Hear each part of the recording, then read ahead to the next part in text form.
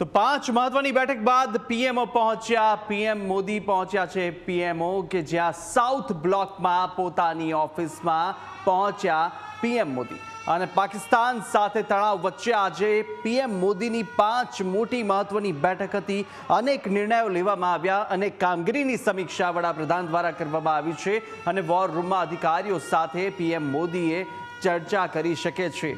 ત્યારે હવે તેઓ પીએમઓ ઓફિસ પહોંચી ચૂક્યા છે પીએમ મોદી અને હવે વોર રૂમની અંદર અધિકારીઓ સાથે પણ પીએમ મોદી ચર્ચા કરી શકે છે। આજે 5 મહત્વની બેઠક યોજવામાં આવી, એક બાદ એક બેઠકોનો દોર ચાલી રહ્યો છે અને કઈ રણનીતિ રાખવાની છે અને અત્યારે કયા પ્રકારની અત્યાર સુધીની કાર્યવાહી રહી તે તમામ સમીક્ષા વડાપ્રધાન નરેન્દ્ર મોદી કરી રહ્યા છે। પડે પડની અપડેટ તેઓ મેળવી રહ્યા છે અને 5 મહત્વની બેઠક બાદ હવે તેઓ પીએમઓ ઓફિસ પહોંચી ચૂક્યા છે અને વોર રૂમની અંદર હવે જઈ અને તેઓ વોર રૂમમાં તમામ જે અધિકારીઓ છે તેમની સાથે બેઠક કરશે અને જરૂરી એવા સૂચના પણ આપવાના છે।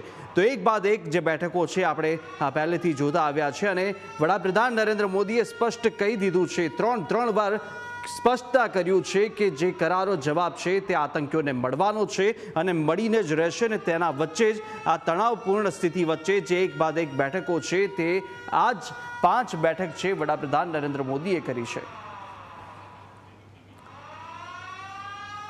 તો પહલગામ હુમલાને લઈને મોટા નિર્ણયની તૈયારીમાં ભારત સરકાર છે અને દિલ્હીમાં 3 કલાકમાં જ 5 મહત્વની બેઠક મળી છે। તમામ 5 બેઠકોની અધ્યક્ષતા પીએમ મોદીએ કરી છે। કેબિનેટ બેઠક બાદ અલગથી કેન્દ્રીય સચિવોની બેઠક 45 મિનિટ ચાલી અને અગાઉ સીસીએસની બેઠક બાદ પાકિસ્તાન વિરોધી 5 મોટા નિર્ણય લેવાયા હતા। ત્યારે બેઠકોના ધમધમાટ પછી ખૂબ મોટા નિર્ણયની જાહેરાત પણ હવે થઈ શકે છે। એક બાદ એકની બેઠક કંઈક મોટું થવાના એંધાણ સંકેત છે તે આપી રહી છે। તો આ તરફ પહેલો સંકેત એ મળી રહ્યો છે કે જ્યાં આતંકીઓને સજા તો મળવાની છે જ અને કલ્પના બહારની સજા આ તમામ આતંકીઓને મળવાની છે તેવી સ્પષ્ટ આ સંકેત આપતી આ બેઠકો જે ચાલી રહી છે તે આપી રહી છે અને સાથે કે જ્યાં પહલગામ હુમલા બાદ પીએમ મોદીનો દેશવાસીઓને ભરોસો છે, પીએમ મોદીનો દેશવાસીઓને ભરોસો કે જ્યાં આગળ પીએમ મોદી કંઈક પગલાં લેશે અને તે જ આશાએ અત્યારે વડાપ્રધાન નરેન્દ્ર મોદી પર તમામ દેશવાસીઓ સેવી રહ્યા છે। બીજો સંકેત રક્ષામંત્રી, એનએસએ, સીડીએસ અને સેના પ્રમુખ સાથેની પીએમ મોદીની આ બેઠક ખૂબ જ મહત્વની છે। સેનાઓ સાથેની આ બેઠક કે તમામ 3 પાકના સેનાઓ આ બેઠકમાં જોડાયા હતા અને સાથે આતંકવાદને જવાબ આપવાનો દ્રઢ સંકલ્પ છે તેવું પણ અત્યારે સૂત્ર દ્વારા માહિતી પ્રાપ્ત થઈ રહી છે। ત્રીજા સંકેતની પણ વાત કરીએ કે જ્યાં હાઈ લેવલ બેઠક બાદ ગૃહમંત્રી સાથે પણ પીએમની ચર્ચા મહત્વપૂર્ણ રહી છે। ગૃહમંત્રી સાથે પણ તેમણે જે ચર્ચા છે તે કરી છે મહત્વપૂર્ણ અને અમિત શાહ પછી મોહન ભાગવત સાથે પણ તેમને બેઠક કરી છે। આ પણ એક ત્રીજો મોટો મહત્વનો સંકેત આપે છે કે કંઈક તો મોટું થઈ રહ્યું છે।